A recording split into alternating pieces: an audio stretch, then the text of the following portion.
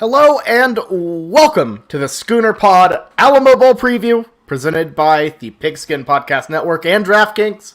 I'm your host, Bobby Howard. With me, we got Jameson, we got Ty, and we're here to break down what is just truly, if you looked at all of the bowl games, this one might be the messiest of them all.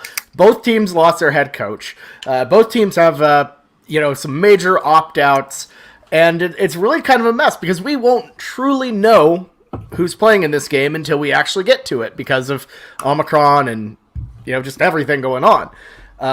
But we are still going to try to make a preview. Still going to try to do some good. And so Jameson, first things first. How are you feeling about this game? Just initial thoughts. Honestly, I would have been really nervous if we were playing like an ordinary team that didn't have many opt-outs, but it feels so refreshing that we're going against a big program that's also going through a similar thing with their coach leaving to go to the other side of the country. So it's kind of almost, we're playing with house money here with Bob Stoops as the head coach, and I'm not feeling too much pressure, so I'm feeling pretty good. Ty? I love this matchup. I think it's one of the better matchups of the season. They're two exciting teams. They're two nationally relevant sort of brand names, right? Everyone knows about OU football. Everyone knows about Oregon football. And they had sloppy seasons, both of them. And then both of them were abandoned by their head coach. And like you guys said, have a ton of opt-outs. And I think it could not be a better matchup. I don't know if it's going to be competitive or if it's going to be just a blowout one way or the other, but I'm excited for it, and I feel like out of all the bowl games out there that are sort of sloppy, disappointing ones, this one might be the best. I think we're dealing with the top of the bottom of the barrel here when it comes to Power 5 bowl games, because this is one that's going to draw an audience, So I'm excited for it. I hope a lot of other people are excited for it, and I think OU has a big advantage that we're going to get into a little bit later with a sneaky chance for revenge for someone. Also, is this the first time ever that we've had a coach already in the Hall of Fame coaching a game? I'm pretty sure. I'm not sure if Wisconsin's legendary head coach, I'm blanking so hard on his name, Barry Alvarez, was in the Hall of Fame or not when he coached Wisconsin.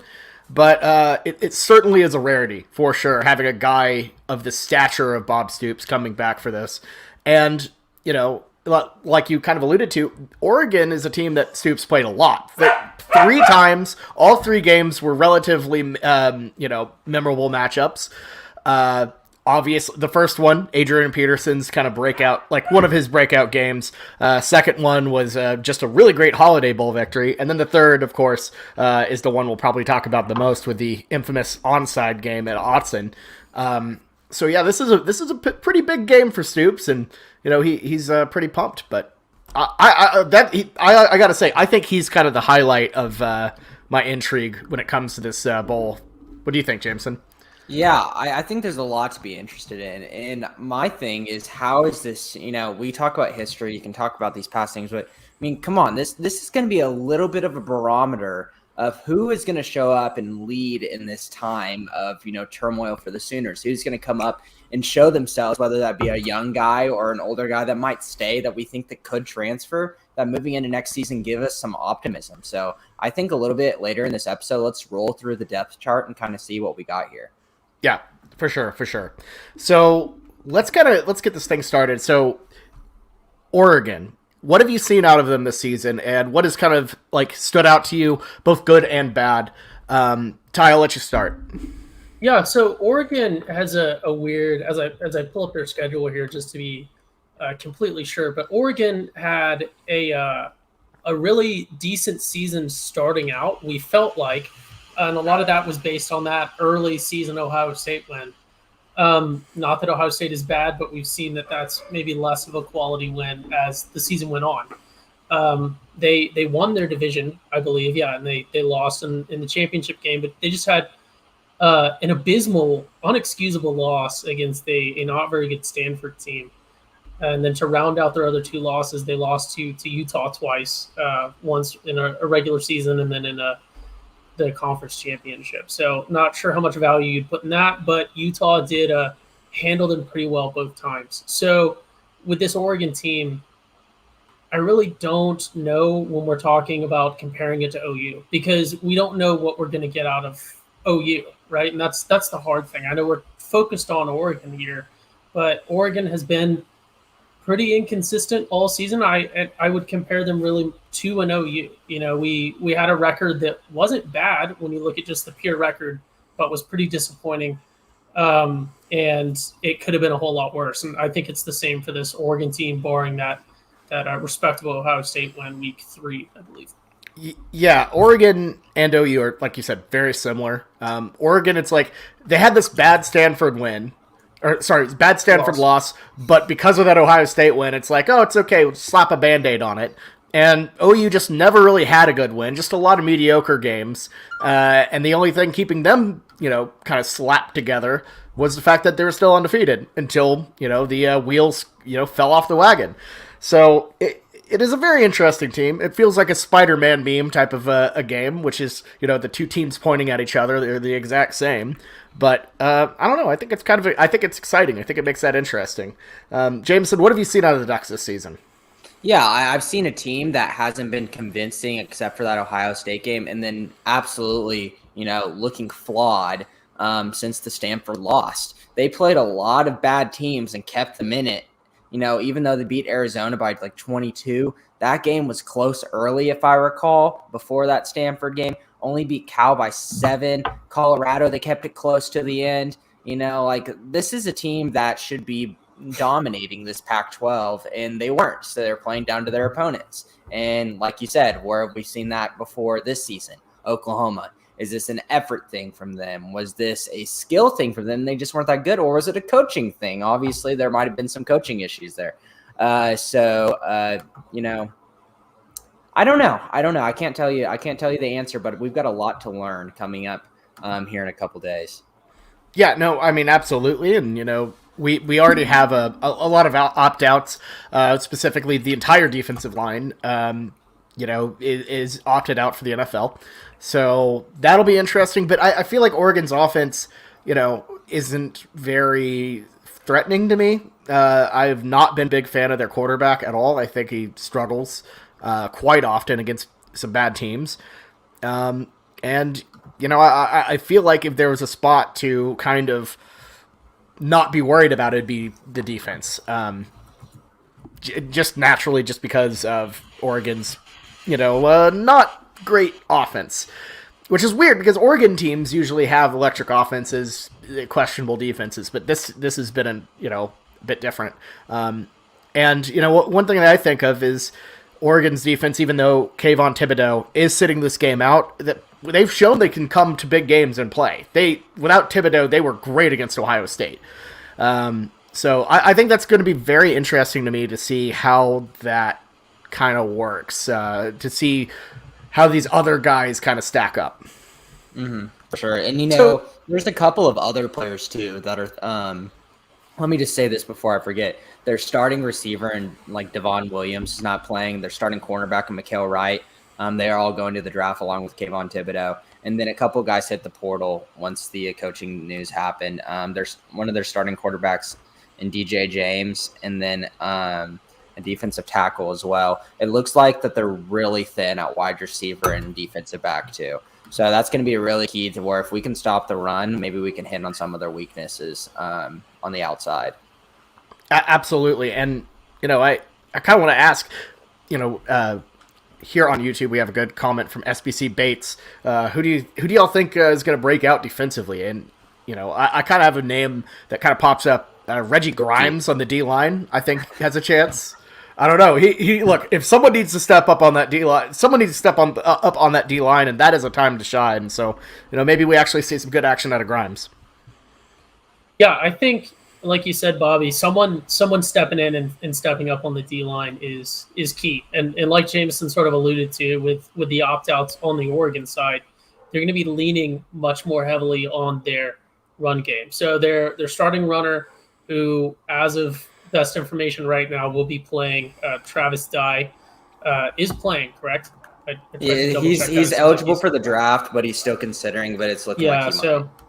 Right now, yeah, he's averaging 5.8 yards per carry, which is pretty decent, 5'10", 190. So not huge, pretty average size for a college runner, but he is not bad. Granted, like we've said, they haven't really played the best teams. Neither has OU, and now with our entire D line out, that's great potential. If I'm him, and I want to up my draft stock, I'm going to look at how this OU defense has performed all year. And I'm going to look at the fact that Venables won't be coaching.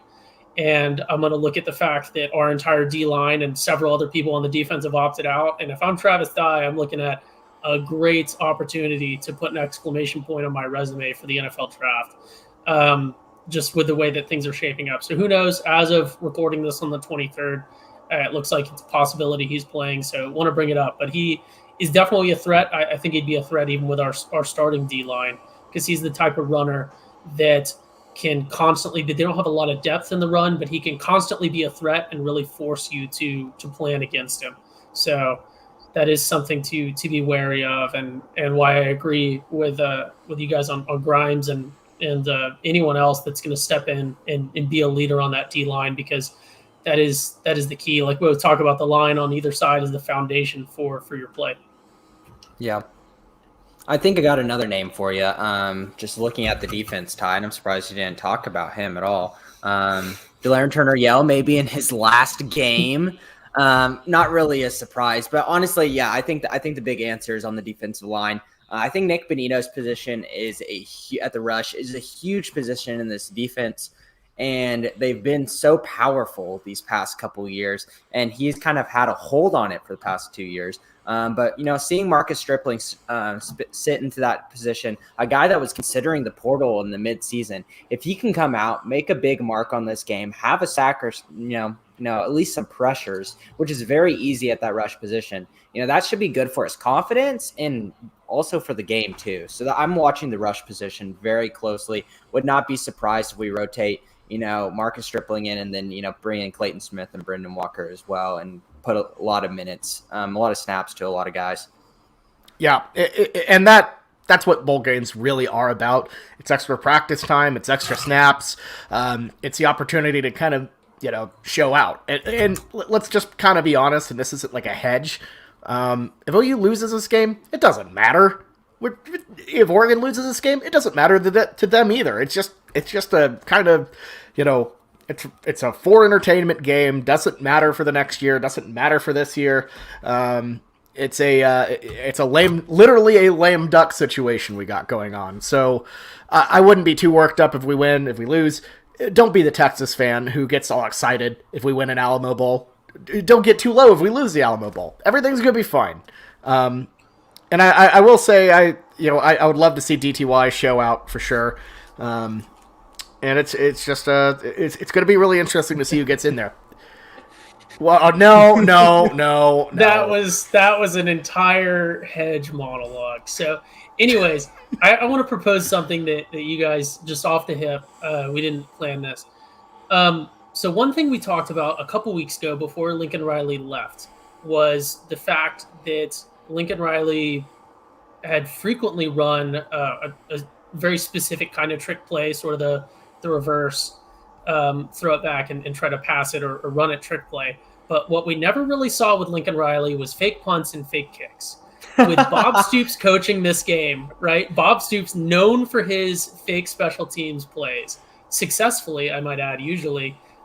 Coaching this game, like you said, Bobby, in your hedge, sort of a low risk, playing with house money, just sort of doesn't mean anything. Both teams are out there to have fun. What are the odds you guys think that if this game is close, or even if it's not, we see some special teams trickery with old big game Bob?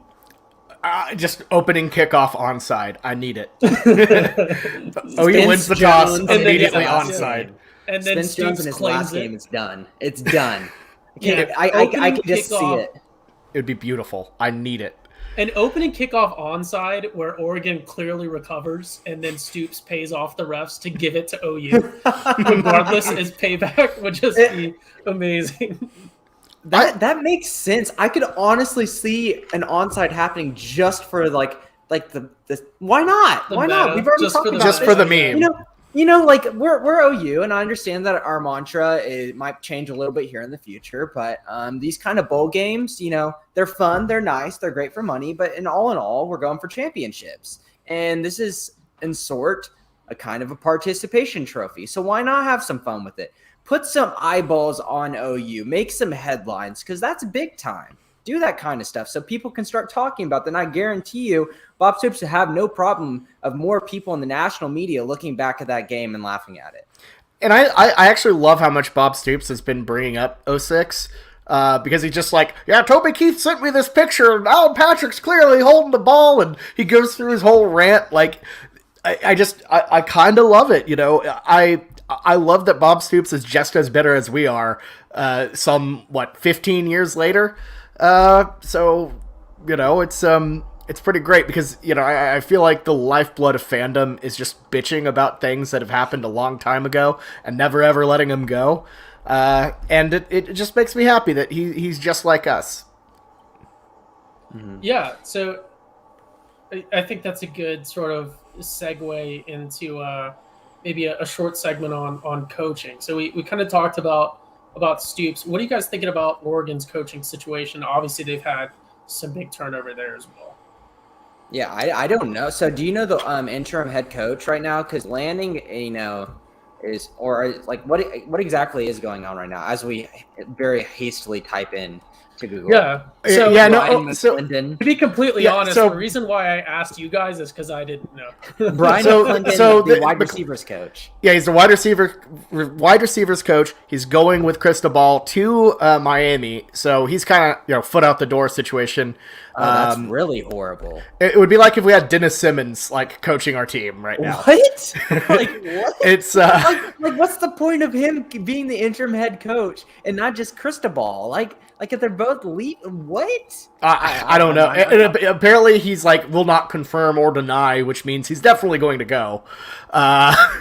Here's the thing: you have to have a guy to energize your program. You have to have a guy like Stoops, or the situation in Notre Dame, where you're bringing in a guy in the interim who's going to be your head coach, and he gets everyone fired up because everyone hates Brian Kelly. So it's like getting a guy who's halfway out the door and a wide receivers coach, and it's just I don't think that just doesn't really inspire you, I would imagine, but it could be wrong. No, I don't know. I don't see much inspiration from Oregon's side, just from what I'm looking at here, obviously. But with OU, even though they're in a similar boat, I understand that we have a lot of, information bias here because we are whatever it's called, availability bias, I think is what it's called, where the information that we have is all OU and we don't know much about Oregon. But we know that there is kind of this buzz amongst the OU football program right now for the people that stayed and decided not to transfer, buying into this older culture of Oklahoma, buying into the nostalgia of, the Venables and the Stoops right now. There's going to be guys that are playing hard, and we know that for sure. But on the Oregon side, can we say that for sure? I can't. Obviously, like I said, I don't have enough information, but I know for sure on OU side. Yeah. Yeah. And part of this goes back to sort of, again, the losing your head coach situations. Oregon still kind of, unclear. They have a new coach announced, but there's not just a firm continuity there. And it is a tremendous advantage, like we've constantly said, that when Lincoln Riley announced that he was leaving, Bob Stoops was in that office with those players an hour, 2 hours later, interacting with them, going, hey, I'm going to be coaching the bowl game, or someone else is. We're going to find someone big. And then just that momentum around the team. I'm sure Oregon fans are very excited with their new hire. There's a ton of potential there. But I don't see it being the same. And, obviously, like Jameson said, there probably is some sort of bias in being an OU fan and personally being invested emotionally in that hype. But the OU hype and excitement, it just seems so much more. And like you guys said, there's going to be guys who maybe weren't first team or primary look guys in the past system that now, because of opt-outs and everything, they know more people are coming in. There's going to be more transfers. There's going to be more commits and stuff. But, the new staff is watching and is present. And this is a moment for some of these guys who are good enough to be on Oklahoma's roster, maybe if they're not even a starter, to go out there and make a name for themselves, and like we talked about with putting an exclamation point on your draft resume, this is your chance to go in a big game and put the exclamation point on your your starting resume even. So I would expect that both teams, are going to have people that this means a ton to, and that can't be understated. This is going to be the last football game for some guys, but I feel like the number of people that have more to lose here or more to gain here on OU is much larger than that of Oregon. So yeah, and if we just want to talk about talent returning, especially on the offensive side, we made it 20 minutes throughout this podcast without mentioning that Caleb Williams is very likely going to play in this game. He's been practicing with the team. There's been no indication that he's not, and he just flat out is one of the best players in college football alone. So having him on the field would be a huge boost for OU. It looks like it's going to happen, and I sure as hell hope and think he will put on a big show if he does play. Yeah, I think he is playing, because obviously OU would be absolutely scrambling right now because we don't have anybody at quarterback really behind him. So we need this. Ralph Rucker time? Ralph Rucker time would be an absolute surprise. But I think from what Caleb's been saying and putting out that he's going to play. He wants to lead this team and finish this season. We've seen that as him as a leader, as a true freshman. He is engaged with the whole team, and then just quitting on them in the last game just because, not like he's saving his body for the NFL draft. That's a whole nother argument that some people make. But this guy would just do it just because he wants to transfer. No, he is a leader of this team. He's going to finish this season out, and then he'll make his decision after the season. Now, do I think he's going to leave for USC? There is a possibility of that, but not before the game. No, he's completely all in on OU right now. Yeah, Caleb Williams strikes me as the kind of guy, and obviously he's had his issues, this season with performance. We started out really excitingly, one of the most exciting college football games that I've ever seen, that amazing Red River comeback win.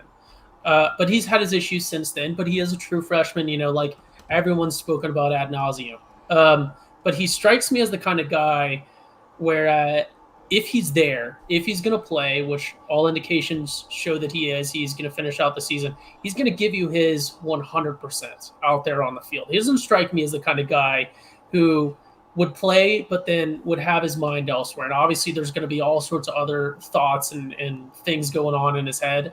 But he's going to go out there and he's going to give us his best shot, assuming he plays. And I think that's really key just for the team, for the overall feeling around the team, because they know this even better than anyone else does, how important that quarterback continuity is. And, not to recircle and to stay on the depth charts here, but it is important, that he had prior commitments and wanted to play for our incoming OC. And I think Stoops has a good continuity and a good legacy there with quarterbacks as well. Stoops has as many quarterback Heismans as Lincoln Riley does. So that's something to remember. For sure. Stoops has more. Well, he has more time. True. Okay, so let's kind of move on through the depth chart a little bit. Running back room seems just kind of the exact same. Yeah, unscathed. There's really not much to talk about, when it comes to running back or halfback. I can just kind of roll down this. I've got the depth chart that OU sent out, and I've got it in front of me. We can just roll down, and I will stop whenever there's some kind of sort of discussion point. And at running back, Kennedy Brooks and Eric Gray, that's your same old. Jeremiah Hall and Braden Willis at halfback. Whenever you get out to the outside wide receivers, you start to see a little gap where Jaden Hazelwood is. And it looks like they have Trayvon West slotted in front of Theo Weiss, a guy who took his name out of the portal last week and is starting to play. I'm interested to see how Theo Weiss is coming off that foot injury. I think that he's hurt twice throughout the season, so you never like to hear someone who's hurt the same thing twice. That means the injury is substantially worse. But Trayvon West getting the start, the X wide receiver, a guy that's been good in gadget plays, a guy that's gotten hit in the corner of the end zone whenever there should have been a penalty. Could he be a guy to make some noise this coming bowl game? Yeah, he could for sure. I will say I have heard rumblings that Weiss is probably sitting this one out. Oh, darn. Yeah, but again, I'm okay with that. He hasn't played much. But yeah, no, I mean that this is the type of game where you can see guys kind of come out of the woodwork on that end, and he's definitely a candidate to do that. Yeah, and we have a surprising amount of depth at receiver, and receiver is one of those weird positions where pretty much everyone on a D roster or on a D1 roster can make big plays. So that is something to remember, and this is one of the position groups specifically that I'm really excited to see. If people step up and really make a name for themselves, because we still have a lot of key guys, a lot of young guys there that really could make a name for themselves in this game. And then, like you guys talked about with Theo Weiss, unsure about if he's going to play or maybe not play.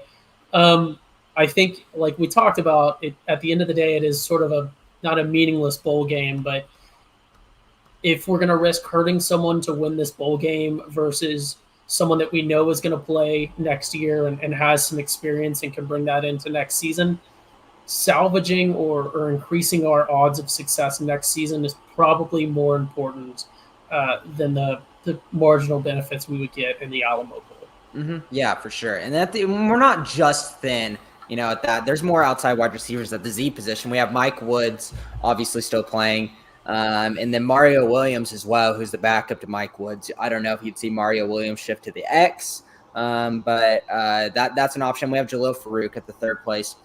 So there's not, all hope lost at this outside wide receiver position without Jaden Hazelwood, maybe without Theo Weiss. And then the inside, maybe we get Drake Stoops back, Marvin Mims slotted to play, and then Brian Darby.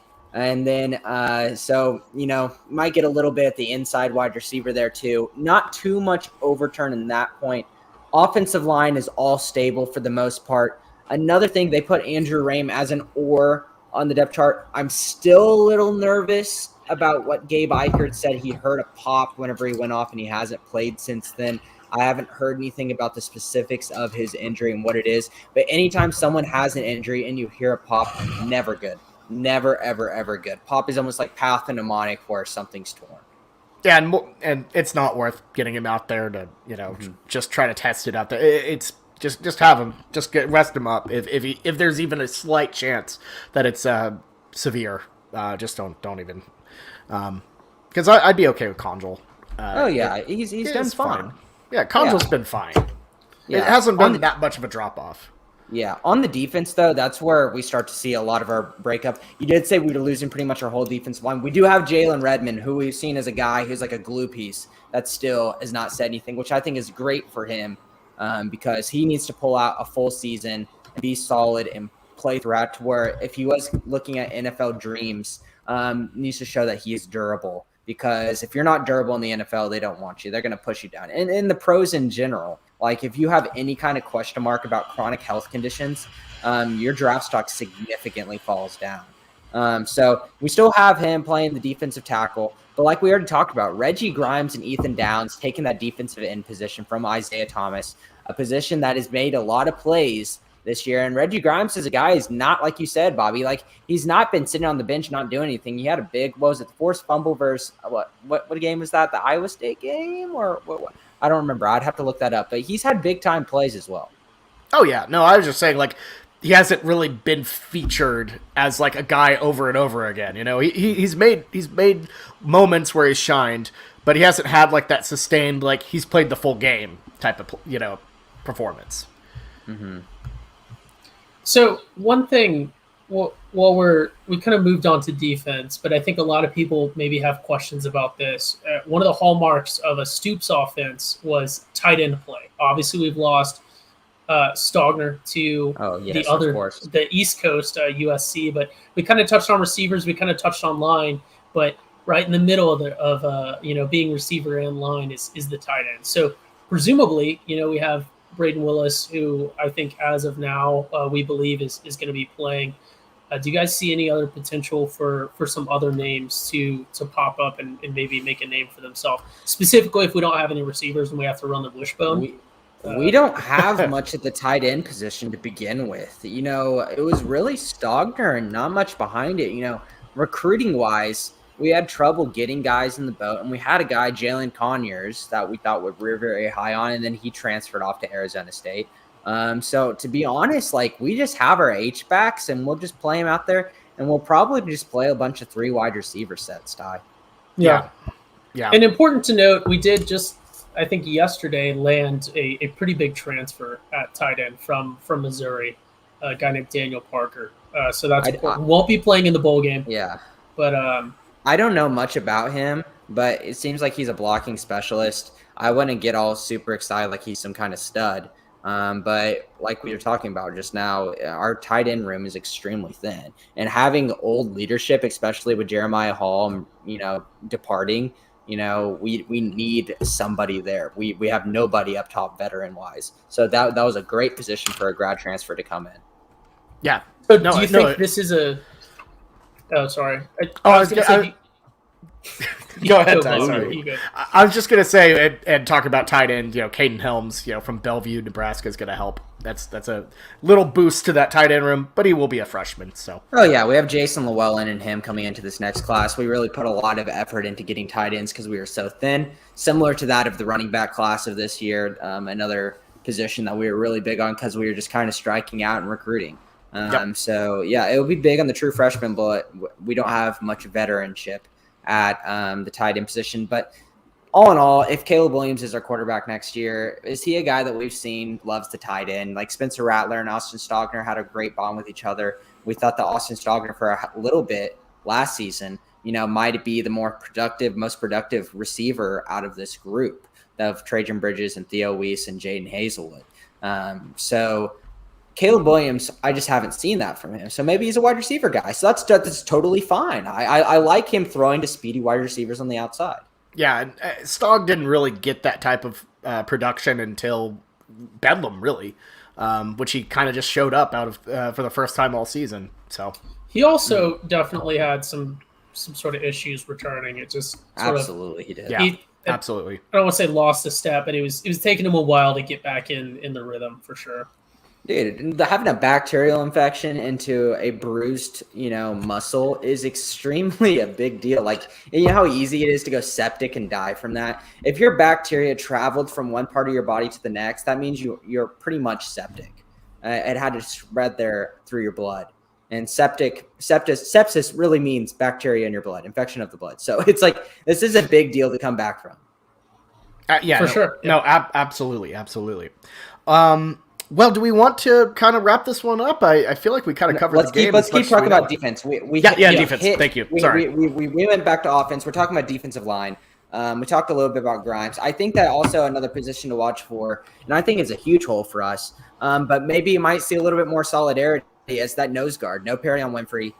Isaiah Coe stepping into that position, a guy that coming out of JUCO didn't think it was going to be a huge position, huge play for us, but he's done pretty decent this year. So we might see a little bit of Corey Robertson. We might see a little Jordan Kelly. We might see a little bit of Isaiah Coe, who can step up and make a big play out of those people. Out of this group of people will be big time to watch. Yeah, no, I mean absolutely. And Coe's had definitely moments as well throughout the season. So seeing him in a bigger role will be cool as well. Linebackers, I suppose. Unless Ty, did you have anything to say about the D line? No. I mean, cool. I touched on it earlier with it's going to be really important for whoever steps in to step up. I think that wins or loses the game for us. Yeah. Linebackers wise, no Brian Asamoah. So looks like David Ugwebu and Deshaun White should get the start. David Ugwebu at the mic. David Ugwebu, I think, should shine in this game because we've seen that he's pretty good at run, but whenever it comes down to pass protection as a middle linebacker, his feet seem to be a little bit slow. They've got a running quarterback. They've got a strong run game. And what we've seen, a little bit of a weaker pass game right now. So let's see if he can shine. Danny Stutzman coming in too, also at the middle linebacker. Let's see if he can take some snaps from David Ugwebu. Yeah, no, I would love to see some more Stutzman action. His trajectory of he was great to start the season, but he's just been killing me ever since Lincoln left. His little prank where he just had like a $20 bill on the end of a fishing line and kept pulling it away from people.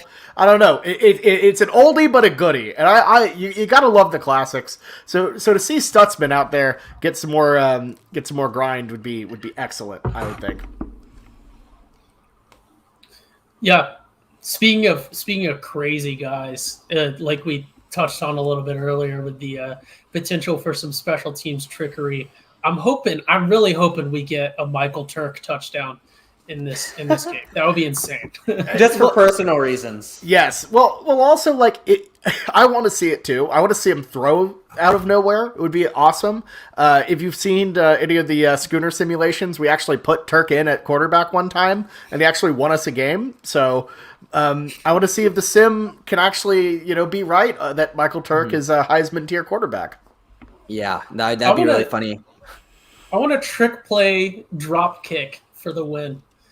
With Turk at quarterback. You're getting too greedy, Ty. You're getting greedy. Just be happy with one trick player on side. Yeah, I would, and that's what bowls are for. Get weird with it. Have fun with it. Mm-hmm. Yeah, let's end off a little depth chart review with the defensive back room, for the most part unscathed. But a couple of guys that are sending off party, especially at safety position, De'Aaron Turner and Pat Fields. But as Whitman was talking about a little bit in the chat, let's see a lot from DJ Graham. Is he going to be a guy that is going to be a stereotypical OU corner moving forward? Was really good the freshman year, showed some flashes, can make big time plays, but gets burned a lot in coverage. Is Key Lawrence a legitimate cornerback? Is this guy just had a couple of good games and is a good player, but should be a safety? Or can he legitimately play any position in the defensive back room? Latrell McCutcheon, can he get more snaps now that Roy Manning's gone and barely even played him? And the same thing with, Billy Bowman at nickelback. Justin Broyles gets to start over him, but we haven't seen enough of Billy Bowman. I want to see more of those young guys. Yeah, especially now that they're kind of out of the Roy Manning, Alex Grinch, doghouse. Because you can see that it really wore on Bowman and specifically McCutcheon. McCutcheon never really kind of recovered from that Texas game. So I would love this is a game to kind of get your confidence back right and get that energy going into the offseason to get better. Sure. Yeah. Also, DJ Graham named by Game Day their play of the year. That interception. Super cool. Super cool. So and maybe there's some hype from that. Maybe. How many people do you think are still like, oh well, I should have dropped that ball on purpose?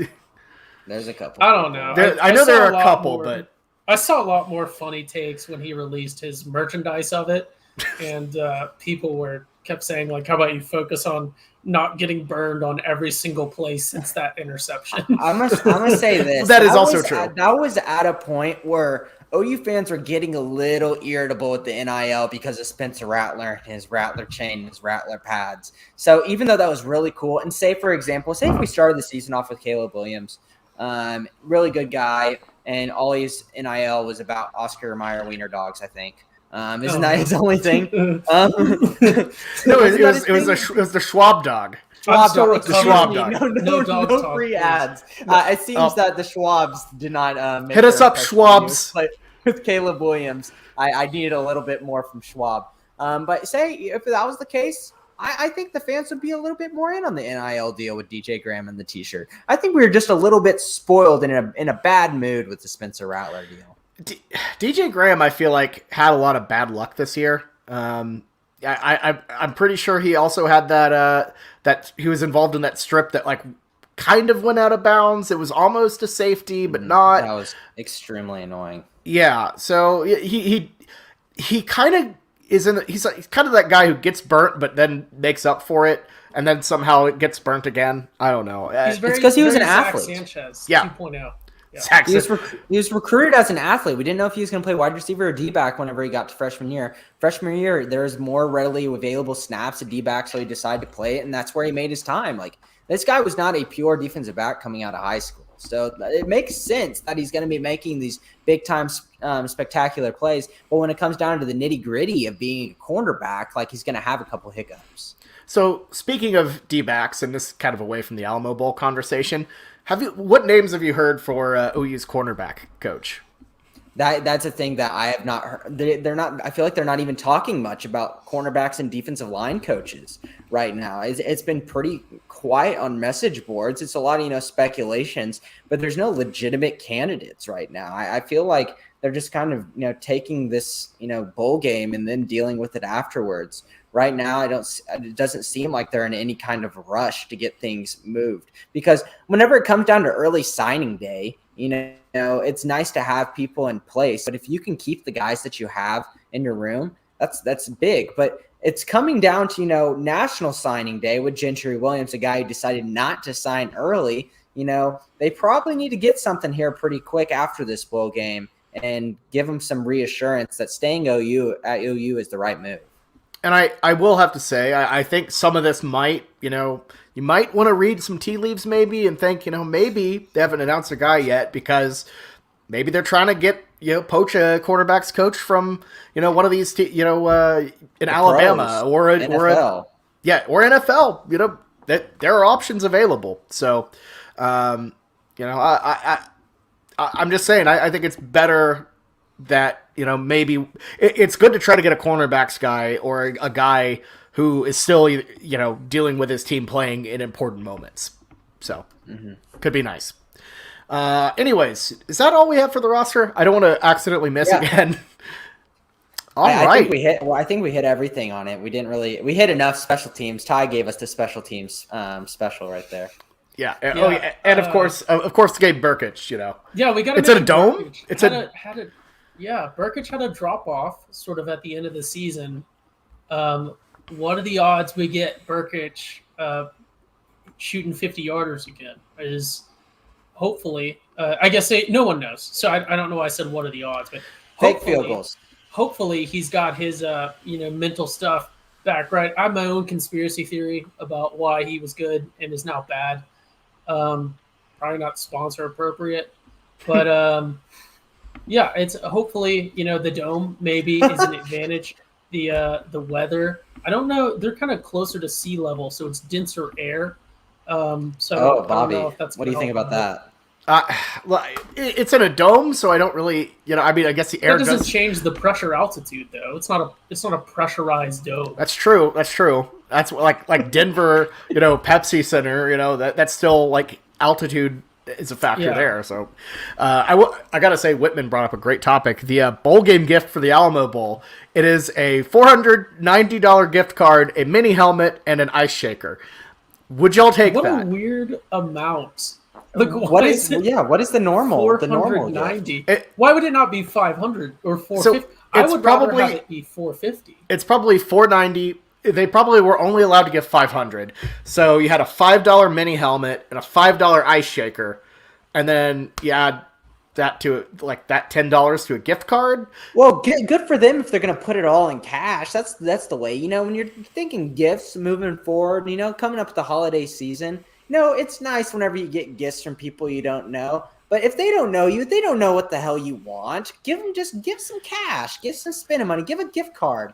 Come on, like that's the smartest thing and most practical. If you try to be too, unless you really care for the person, you don't want to be stereotypical.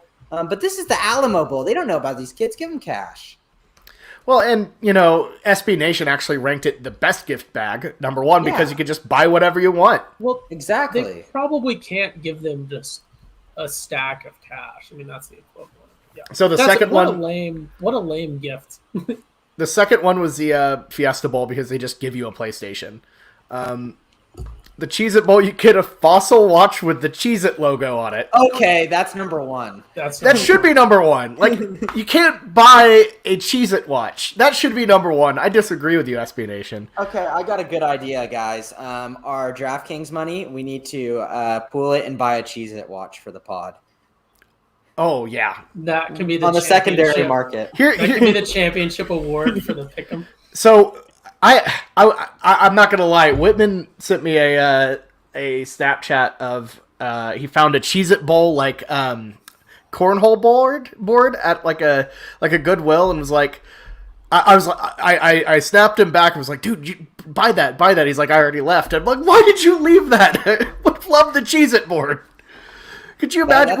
That's a beautiful piece. We would have had the cheesiest tailgate in Norman. It would have been great. Yeah, no, he's still punching air about it. Understandable. Sometimes it happens. Sometimes you drop the ball. That's fine. I forgive you. So to kind of get us back on track, not that this isn't great content, but we talked about rosters, right? And I think it's important to talk about the roster of the future, that being Cruton. Do you guys think that's a good time for this? Yes. Yes. Give me some Cruton. Throw it All right. at me. There you go, James. David. Yes. What is this, David? This is a Cruton Corner with Jamison. Everybody dancing. Oh, that's nice. Oh, There's that's a lot nice. to talk about. It is. And we're back in Cruton happy times because it looks like a lot of national pundits and experts see that we're starting to gain some momentum on the Cruton side. And I think we would be remiss not to talk about Jaron Kinnock first. We tweeted out on our Twitter account right as crystal balls were falling in, a couple of weeks ago, right after the Brent Venables hire of a guy that was a Clemson commit. And it looks like that Brent Venables said, I'm not going to take anyone from you, Davo. I promise. I'm not even going to try. And Jaron just said, screw it. I don't care. I'm coming. And just straight up left Clemson and then came here and enrolled. And just he's going to get a scholarship because we're going to have plenty of scholarships to give because of how many people we have leaving.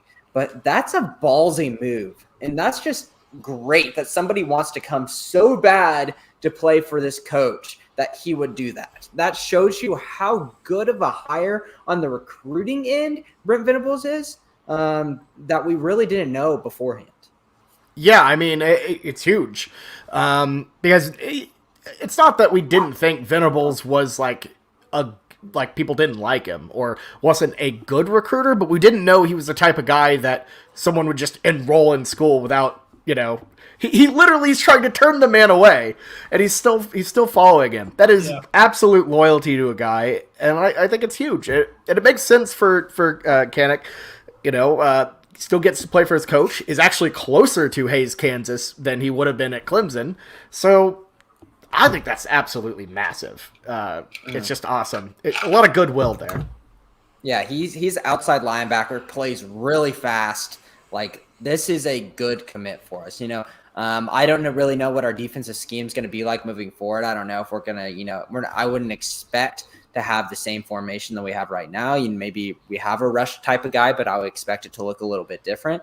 But if you're looking at outside linebacker, rush linebacker spot, a stand-up guy on the edge, just call him edge rusher. Call like a Joey Bosa position where you can play standing up and rush the passer. That's him. And he's gonna be a menace just looking at his tape. There was one play where he was playing wide receiver that I watched on his tape where he ran over like 9 kids. It was absolutely unbelievable. He's just a tank, is what he is. I know that exact clip you're talking about. It is awesome. Any other names we should keep an eye on? Let's talk about the shushing, this locking, this LOLing that all of the recruits are doing. They've been popping up in spaces. So what exactly is going on here? I think that the flip probably is referring to R. Mason Thomas, an Iowa State commit, as a guy that, here Iowa State, we're flipping a guy from Iowa State. It's not that big of a deal. He's an edge defender, but he's been popping off in the recruiting ranks pretty quickly here as of recently. His rating's been going up on 247, a 92, 214th player in the nation. And looks like we're getting a lot of crystal balls for him, looking like we're having a lot of momentum there.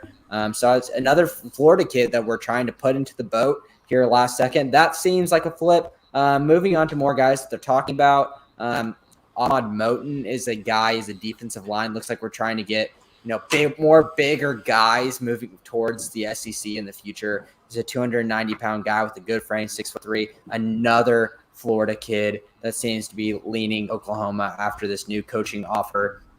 And then to watch moving forward, January 2nd, big day, is Javonte Barnes going to commit to OU or USC? He has a very strong relationship with DeMarco Murray. And with him being from Las Vegas, obviously DeMarco controls all of Las Vegas. But at the same time, I think Lincoln Riley knows that. Rumors coming out that Lincoln Riley offered DeMarco Murray a more handsome paid position as running backs coach at USC. But it looks like if the management and athletic department at OU handles this right, they can keep DeMarco and probably get Javonte Barnes as well, because Lincoln's trying whatever he can do to get this running back commit in Javonte Barnes to come, because he realized it's DeMarco's the reason he's going to go somewhere. Yeah, which is rare and probably fun to see Lincoln being like, well, why don't they want to play for Lincoln Riley? You know, what the heck? You know, I thought I was the offensive guy. I will say, I want to kind of pivot back to a quick thing on Moten real quick. It seems like Venables has a lot of footholds in Florida due to his time out at Clemson, a lot of connections out there. How big is Venables' connections to the Southeast? How big is that going to be as we pivot towards the SEC? I think that's a big thing, just having the East Coast in the SEC territory as a familiar name. But more so, with SEC and recruitment, I just think that we need to position ourselves and say that, hey, if you want to play SEC football, and especially for you defensive linemen and big time, offensive linemen too, come play in the SEC in the closest position to your home, the farthest west SEC team in Oklahoma. And I think that's a huge selling point. I think that's something that Texas A&M has really sold a lot of kids on, of not being too far from home, but at the same time, playing against positions and that look like NFL players on the other end. So you got to use that in your back pocket. But having a handle on SEC territory to begin with and starting to recruit a little bit different kinds of kids that are just bigger and, not as tall and lanky and fast, it will be a nice little change of pace for OU's recruiting staff. Yeah. Yeah. I think, unfortunately, Texas has a big advantage there. There's one thing that people from California love, it's moving to Austin. So that's a big disadvantage that OU has versus But what Texas. about Norman, Oklahoma? Yeah. We're only 20 minutes from Oklahoma City. Don't California my Oklahoma. If you know the way to get to OKC from Norman in 20 minutes, I would like to know. But to get to Oklahoma City limits, it's not too far. Okay, yeah. You got to realize how big Oklahoma City is. Getting to downtown, you might need to hit it from, Robinson, if you're on the corner of Robinson right there and you just go. Maybe you had some lunch at Torchy's right there, and you could get there. You could get back to the city. Yeah, I'm with Whitman. There needs to be we need to do a light rail. Have all the boosters and donors get a light rail between Norman and OKC. So it's basically the same thing. We need big train. The Norman area rapid. Why? Why would Oklahoma? Does Oklahoma really need to pay more for public transportation? We need something. Have we not seen how poor public transportation money has been using recently? I'm not saying that. Look, I'm not saying it's smart, but here's the thing: we need to actually have a smart public transportation instead of a goofy fun trolley that just pedals people around Bricktown. And here we go, Bobby, getting too political again. Well, this is local. This is local stuff. This isn't even politics. I don't know.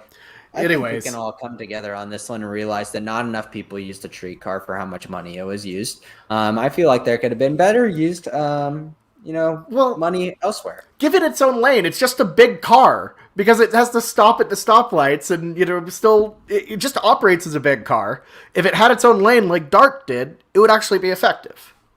Mm-hmm. But the people probably didn't come to the Schooner pod for, how to design a city properly or public transit we have what are we talking here? We know nothing about this. I know nothing about trains. I don't. I guess are you a train guy? No, I'm not a train person. I guess I technically do know a little bit about city planning just from classes. But yeah, Anyway, back to the Alamo Bowl. Speaking of cities, if you're going to the Alamo, this is an important thing. If you're going to the Alamo Bowl, San Antonio, what do? All right, don't go. Don't go. Right? Don't go to the Alamo. Don't go to the Alamo. It's so dumb. Here's the thing: is you can get to San Antonio. Go if you haven't been to the Alamo. I think it's neat because it's not a destination in and of itself. but it's, everybody knows about the Alamo. Oh, I saw the Alamo. You can go down there, you can see the Alamo, and then go right down to the Riverwalk area, which is abundantly pleasant this time of year, and get some decent food, and it's a neat little atmosphere. So San Antonio, for sure, a good place to go, a good location, just drivable in a day for OU fans. So I say see the Alamo. My co-hosts disagree, but it's not. If you're staying downtown, it's right there. So you would have to try not to see it. Don't right? pay You the can money to go picture. into the Alamo. Oh yeah, no, don't pay money to go inside. Just look at it and be like, there's the Alamo, and then go about your day. Get some Mexican food, drink a marg, have a good time. Go try to feed some ducks or avoid the ducks if you don't like ducks. Like me, I hate birds. They're the worst. Anyways, Stop getting so political, Bob. I'm not trying to get political about birds. But anyways, Jameson, Ty, I think that's a wrap on our Alamo Bowl preview. And this is probably a wrap on this. I think we're gonna do we'll do a recap of the game, of course, but for the most part, this is a wrap on our 2021. So, Jameson, any final thoughts to close us out on this season? No, honestly, I think that honestly we just got to look forward because we can talk and reminisce about this whole season, but let's just talk about a blip and we've got a new era. So stop looking in the past, stop being torn and scarred from everything that's happened to us. We can just move forward, and hopefully we'll be having a good coaching staff and a Caleb Williams moving forward as well. Yeah. Ty, final thoughts? Ducks are silly animals. They are very silly if you really think about it. But that was an Oregon reference. I know it's an Oregon reference. Yeah, okay. But hey, everyone, thank you all so much for watching and listening. This has been a great season, a very fun season. We've done a lot, and as we move into the new Venables era, I think we're gonna do more. And this is gonna be a fun season, a fun off season. We have a lot coming for you, and make sure to stick with us for all of our stuff. I don't know why we all have our snowballs up here. Did y'all plan something with the snowballs? No, I just wanted to talk into the mic. Oh, okay. Am I not talking into the mic? This is the Schooner Pod ASMR. Okay. Yeah, I do this a lot. Like I told you, I like acting like Dirk Nowitzki. Well, anyways, so I want to do it too. But for me, Jameson and Ty, this has been the Schooner Pod 2021. Have a very happy holiday and a Merry Christmas, everyone. And we'll see you after the Alamo Bowl. Bye. Boomer Sooner. Beat the Ducks. Thank you. Thank you so much, everyone. Oh, nice little. It's all good. It's a little You splash put page. the Alamo in the outro. It's a splash page.